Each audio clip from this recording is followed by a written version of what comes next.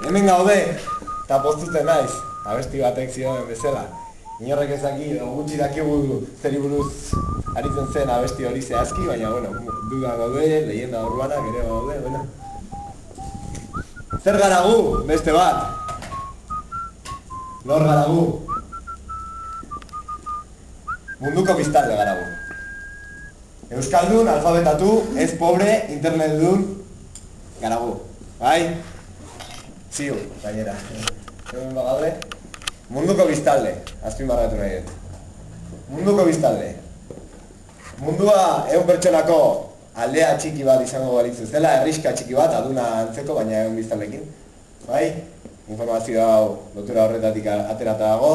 Era honetan banatuko genuke mundua. 71 Asiar, 12 Europear, 8 Ipar Amerikar, 5 Hego Amerikar eta Karibear, 13 Afrikar eta Ozeaniar bat. Eta Euskal Herritarrak, 0,026 zehazki. 3 milioi zati munduko biztanleria. Eta Euskaldunak onbilen artean beti bezala dudak sortuko dituelako definizio honek, bai?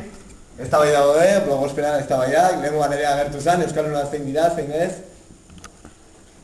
0,0 bat. Hau da, gure aldea horretan ez ginateke pertsona baten behatz batera ere iritsiko. Ados?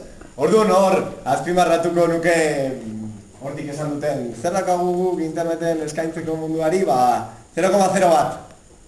0,0 bat edo alduguna.